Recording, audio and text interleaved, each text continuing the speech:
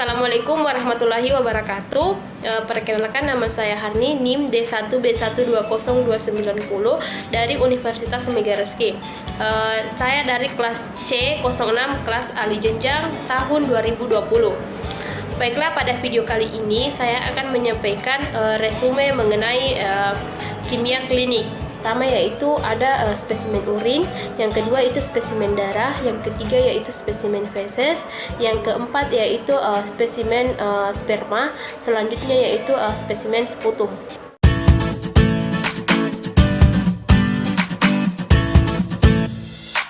Urin adalah hasil penyaringan darah oleh ginjal yang dapat dikeluarkan tubuh melalui saluran kemih, yaitu salah satu bagian dari sistem urinari.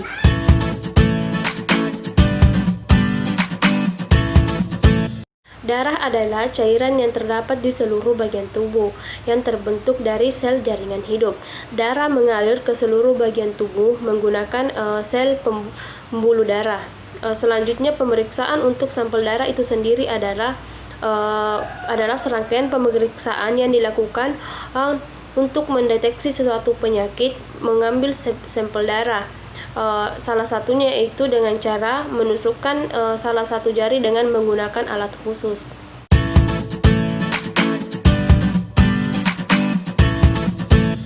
Feses adalah sisa atau absorpsi makanan yang kita makan yang dikeluarkan oleh anus dari saluran pencernaan.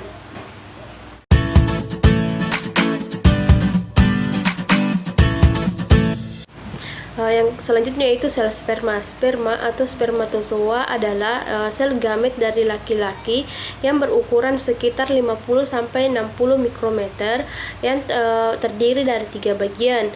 Yang pertama itu kepala, yang kedua bagian tengah, dan yang ketiga itu bagian ekor.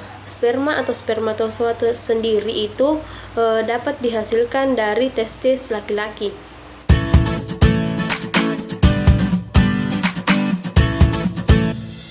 Selanjutnya itu sputum. Sputum adalah cairan atau lendir atau material lainnya yang dibawa dari paru-paru, bronkus atau trakea yang mungkin bisa saja dimuntahkan, diludahkan atau dapat pula ditelan.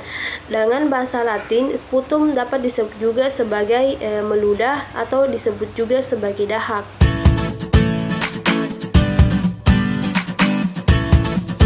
Secara umum, untuk pengambilan dan penanganan sampel seluruh spesimen-spesimen ini, baik untuk spesimen urin, spesimen darah, spesimen feses, spesimen sperma, dan spesimen sputum.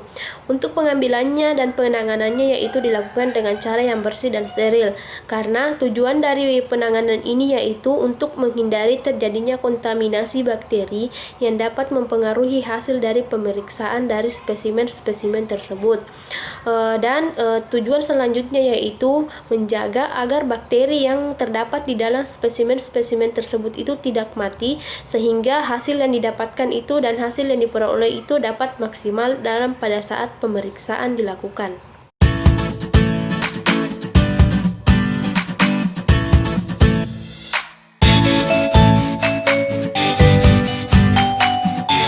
Selanjutnya yaitu untuk tujuan dari pengambilan spesimen-spesimen ini. Yang pertama untuk spesimen urin itu sendiri, tujuannya yang pertama yaitu untuk mendeteksi kehamilan, yang kedua untuk mendeteksi adanya penyakit atau gejala-gejala penyakit. Selanjutnya itu jenis-jenis urin atau pengambilan urin. Yang pertama ada urin sewaktu, ada urin pagi pertama, ada urin pagi kedua, setelah itu ada urin 24 jam.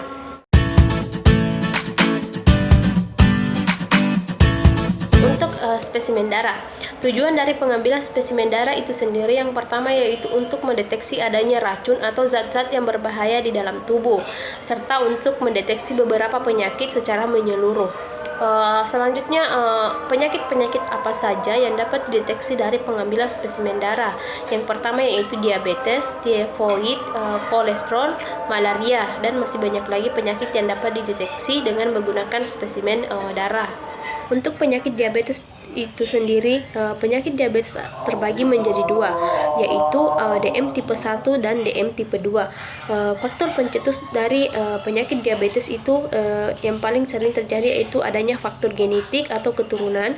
Yang kedua itu pola hidup yang tidak sehat dan berat badan yang berlebihan. Adapun pengawet yang digunakan pada sampel spesimen darah yaitu pengawet antikoagulansi.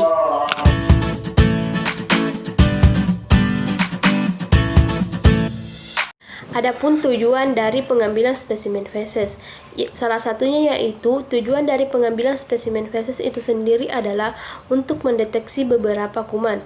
Yang pertama yaitu Shigella, Salmonella, dan E. coli, dan masih banyak lagi yang lain. Adapun penyakit yang berhubungan dengan pengambilan spesimen feses, yaitu penyakit yang berhubungan mengenai saluran pencernaan. Yang kedua yaitu diare yang berkepanjangan. Yang ketiga yaitu untuk pemeriksaan kanker usus besar.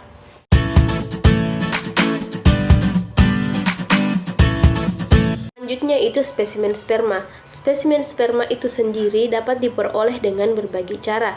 Yang pertama yaitu masturbasi, yang kedua yaitu coitus interruptus, yang ketiga yaitu coitus condomatosus, selanjutnya itu vibrator, dan yang terakhir adalah reflux pasca sanggama. Cara pengambilan spesimen sperma yang pertama yaitu puasa seksual selama 2-7 hari. Selanjutnya yaitu wadah yang digunakan yaitu tidak boleh terbuat dari logam, plastik ataupun dari karet. Selanjutnya yaitu pemeriksaan dilakukan maksimal 1 jam. Selanjutnya penyimpanan tidak boleh di bawah 20 derajat Celcius atau di atas dari 40 derajat Celcius. Selanjutnya yaitu penyakit yang berhubungan dengan pengambilan spesimen sperma. Yang pertama yaitu leukotosispermia, yaitu di mana banyaknya sel darah putih yang terkandung di dalam sel sperma atau di dalam air mani. Selanjutnya yaitu nekrosospermia, di mana ketika sel sperma di dalam air mani tidak melakukan pergerakan atau mati. Selanjutnya yaitu teratosospermia, yaitu di mana ketika sel sperma tidak normal di dalam air mani atau tidak memiliki kepala ataupun ekor.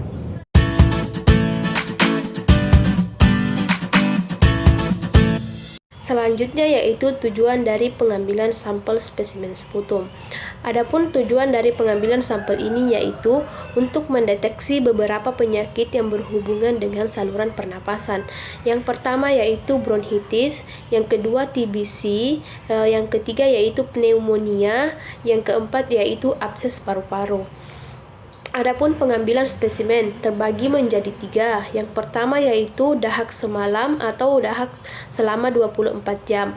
Adalah dahak yang dikumpulkan oleh penderita selama 24 jam di rumah dan setelah itu dibawa ke laboratorium untuk dilakukan pemeriksaan. Dan yang kedua yaitu dahak pagi atau dahak sewaktu pagi, adalah dahak yang dikeluarkan oleh pasien pada saat pagi hari atau pada saat bangun pagi. Dan yang ketiga yaitu dahak sewaktu, adalah dahak yang dikeluarkan oleh pasien pada saat kunjungan.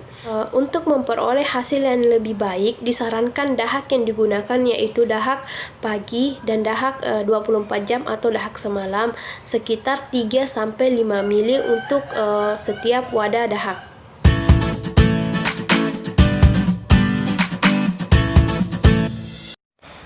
Untuk penyakit TB itu sendiri, penyakit TB adalah penyakit yang sangat mudah menyebar.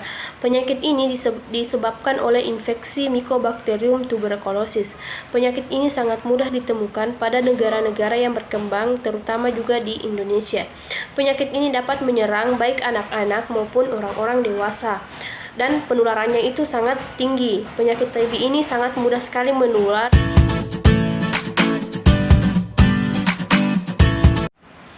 Untuk tanda-tanda dan gejala dari penyakit TBC, yang pertama yaitu batuk dan mengeluarkan dahak selama 3 minggu secara berturut-turut.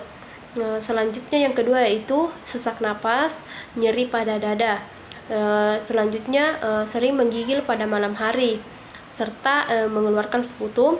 Setelah itu pada pasien ini itu sering mengalami gangguan pada pernapasan. Faktor pencetus dari penyakit TBC. Mycobacterium tuberculosis merupakan bakteri yang menyebabkan terjadinya penyakit TBC. Karena bakteri ini sangat mudah menular melalui udara. Adapun faktor-faktor penentu untuk pencemaran bakteri ini. Yang pertama yaitu adanya faktor lingkungan yang kurang sehat, kondisi fisik atau badan seseorang itu sendiri karena daya tahan tubuhnya itu kurang. Selanjutnya yaitu faktor klinis. Selanjutnya itu faktor seseorang yang suka berinteraksi atau dekat dengan pasien yang penderita TBC.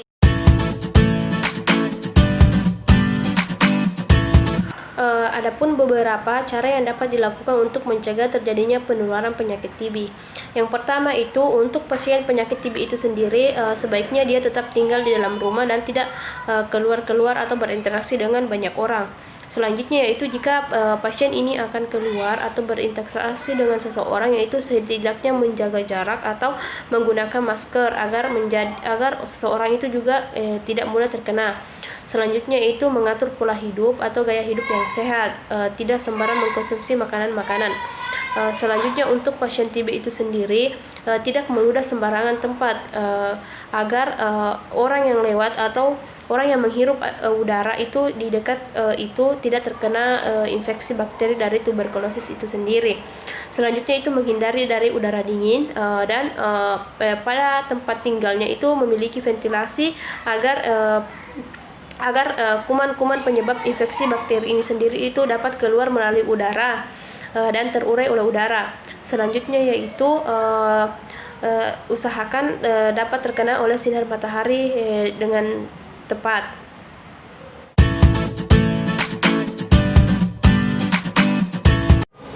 Selanjutnya yaitu untuk pengambilan spesimen sputum untuk pada pasien TBC. Yang pertama yaitu wadah yang digunakan itu harus benar-benar bersih dan wadah itu tidak boleh dibuka sebelum digunakan.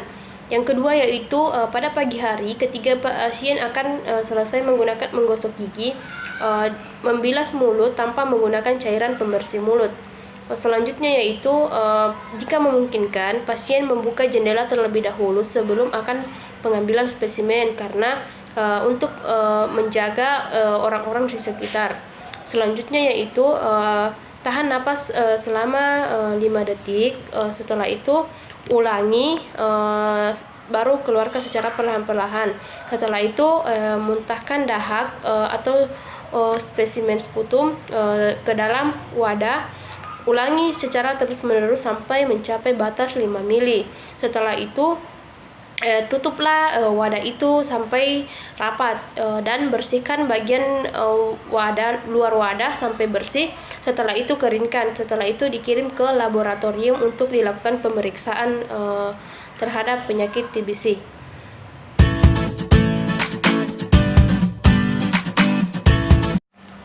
Untuk penanganan sampel pada label wadah yaitu diberi nama sampel, waktu pengambilan sampel, serta nama pasien. Pemetaan sampel sputum itu sendiri apabila setelah diambil harus langsung dikirimkan ke laboratorium. Apabila itu tidak dapat dilakukan, sampel maka akan dimasukkan ke dalam lemari es dengan suhu 2 derajat sampai 8 derajat Celcius. Tidak boleh lebih dari 1 malam. Bila tidak ada lemari es, maka dapat diawetkan dengan 1% setil piridium klorida dan 2% sodium klorida.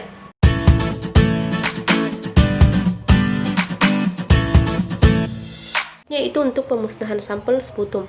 Untuk pemusnahan sampel ini sendiri yaitu sama dengan pemusnahan sampel spesies, di mana sampel ini itu ditimbun atau dikubur pada tempat tertentu yang telah disediakan.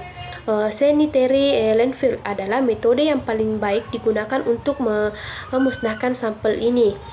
Metode ini adalah di mana sampel yang akan dimusnahkan yaitu dikubur atau ditanam di dalam tanah. Selanjutnya untuk pemusnahan sampel urin dan darah. Untuk pemusnahan sampel urin itu sendiri yang telah diperiksa yaitu dibuang di wastafel dan dengan dialiri air. Selanjutnya untuk sampel darah itu sendiri adalah sampel ini itu ditampung ke dalam wadah yang telah disediakan atau jirigen, kemudian diserahkan kepada petugas penanganan sampel infeksius untuk ditangani. Demikianlah pemaparan dari resume kimia klinik yang dapat saya sampaikan. Lebih dan kurangnya mohon dimaafkan. Assalamualaikum warahmatullahi wabarakatuh.